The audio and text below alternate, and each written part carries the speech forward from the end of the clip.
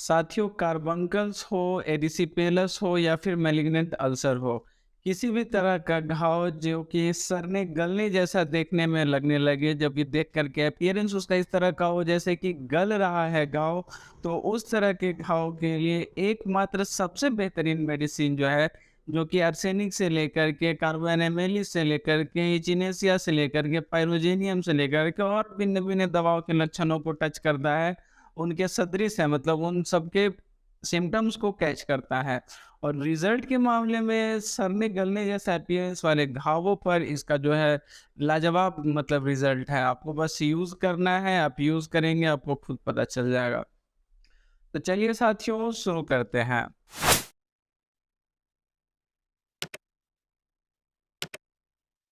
नमस्कार साथियों, स्वागत है आपका हमारे चैनल ए होम्योपैथ पर। मैं हूं डॉक्टर रवि रोशन और आज हम चर्चा करने जा रहे हैं साथियों, होम्योपैथी के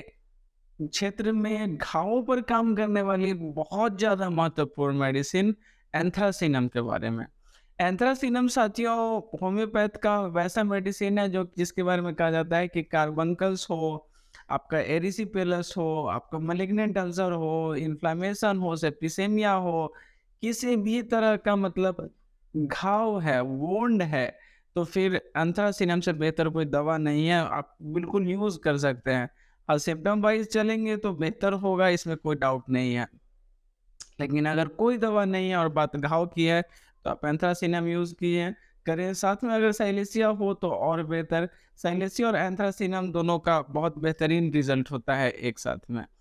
खास करके वैसे घाव साथियों जो उद्भिद जो निकले हुए होते हैं, जिनको देखा जा सकता है कि लगेगा जैसे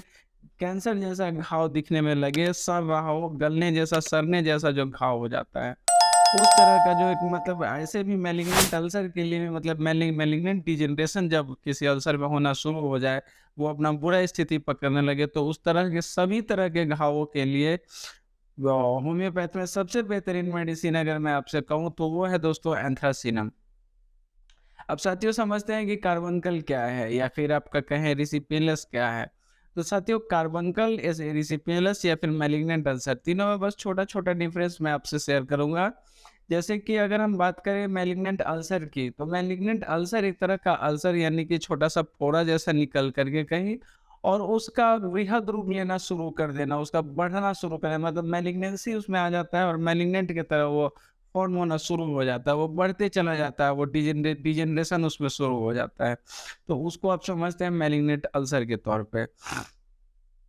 उसके बाद साथियों बात करते हैं अगर एरिसिपेलस की, तो एरिसिपेलस ज़्यादा कुछ नहीं है, बस शरीर पे कहीं भी हो जाने वाला एक रेड कलर का पैच के रूप में धब्बे जैसा एक उभार हल्का-सा आकर के और वो एक अपना जगह बना लेता है। उसका जो अपीयरेंस होता है रेड बिल्कुल देखने में होता है, गोल-गोल सा चकत्ते जैसा या धब्बे जैसा, एक तरह का पैच जो अंग्रेजी में हम कहते हैं, इंग्लिश में पैचेज़ टाइप्स, और वो आपको एक जगह बना लेता है और वो भी एक-एक मतलब समय के अनुसार जो है वो भी मैलिग्नेंट होते चला जाता है, उसमें भी सड़न जैसा आ जाता है। तो उसको भी आप इस तरीके मैंने एक तरह से कहा कि गैंग्रीनस टाइप का मतलब कि गलना शुरू हो जाता है वो, तो उस तरह का जो कंडीशन हो जाता है तो उसके लिए भी आपका एंथ्रासिनम बेहतरीन मेडिसिन।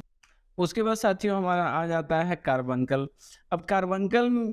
आप नॉर्मली समझते होंगे, कार्बंकल जो होता है वो निकल जाता है कहीं भी, एक बड़ा सा फोड़ा जैसा निकल करके वो शुरू होता है। उसमें क्या होता है कि बाद में उसमें छोटा-छोटा बहुत सारा छेद हो जाता है, उसमें से जो है डिस्चार्ज होते रहता है पतला पीप जैसा।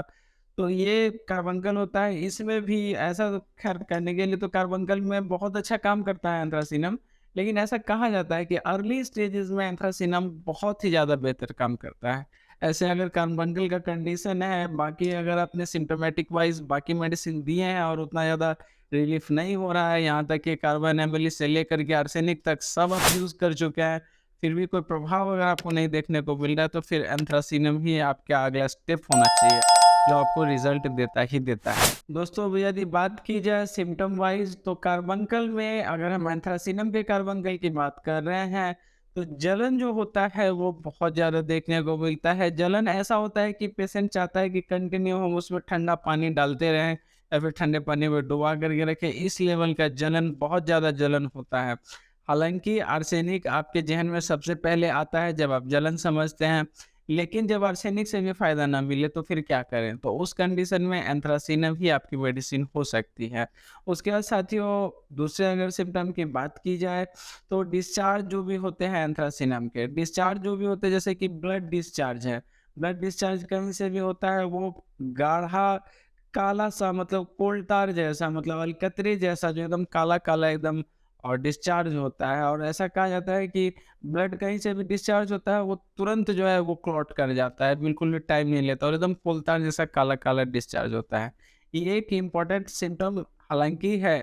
लेकिन एक और प्रॉब्लम क्या है, जब बात साथियों कार्बंकल की कर रहे हैं तो जलन आप जानते हैं कि कार्बंकल में बहुत ज़्यादा जलन ही सबसे ज़्यादा पेशेंट को परेशान करता है। तो उस कंडीशन में जब हमें तुरंत रिलीफ चाहिए, एकदम इंस्टेंट रिलीफ चाहिए जलन में, तो एक बहुत ही बेहतरीन उपाय बताया गया है साथियों। चंदन की लकड़ी को जिस पत्थर पे पीसा जाता है, उस पर हम चंदन की लकड़ी से टमाटर को पीस करके और अगर कार्बंकल के एरिया में लगा देते हैं बढ़िया से, तो 5 से 10 मिनट के अंदर जो है आपको आराम फ़ील होना, जलन में कमी शुरू हो जाती है और पेशेंट का बेचैनी जो होता है, पेशेंट का एकदम जो जलन के मारे जो उसका बुरा हाल होता है, वो जो होता है थोड़ा-सा कंट्रोल हो जाता है और पेशेंट धीरे-धीरे बेहतर फ़ील करना शुरू करता है और बाकी तो आप मेडिकेशन करते हैं, तो वो बीमारी को कंट्रोल करता ही है। और अगर हम सीधे-सीधे एंथ्रासिनम के घावों के सिम्पटम्स की बात करें, तो साथियों जलन इम्पोर्टेंट चीज़ है, चाहे वो किसी भी तरह का वो में घाव हो, चाहे वो मैलिग्नेंट अल्सर हो या फिर वो आपका एरिसिपेलस हो या फिर आपका वो कार्बंकल हो, उससे कोई फ़र्क नहीं पड़ता है, जलन आपको रहेगा। डिस्चार्ज अगर है, अगर पस निकल रहा है तो पतला पीप जैसा पस जो निकलता है, वो पतला रहता है। वहीं अगर ब्लड का डिस्चार्ज कहीं से हो रहा है तो वो गाढ़ा बिल्कुल कोल तार जैसा, चारकोल जैसा एकदम गाढ़ा-सा वो निकलता है, ब्लड जहाँ से निकलता है वहीं जम जाता है। तो इस तरह का ये सिम्पटम आपको देखने को मिलता है। जलन तो ऐसा जलन रहता है कि वो कंटिन्यू उस पर पानी डालते रहना चाहता है, ये तो मैंने आपसे बतलाया ही। अब जो घाव से जो डिस्चार्ज अगर पस का हो रहा है तो उस पस में बहुत ज़्यादा आपको स्मेल देखने को मिलता है, बहुत ज़्यादा फॉल ऑर्डर देखने को मिलता है। घाव में दर्द इतना होता है कि पेशेंट को टच बिल्कुल भी पसंद नहीं होता, वो घाव में टच नहीं होने देना चाहता है कुछ भी। तो ये सारी सिम्पटम्स हैं जो आप घाव में देखते हुए दे सकते हैं।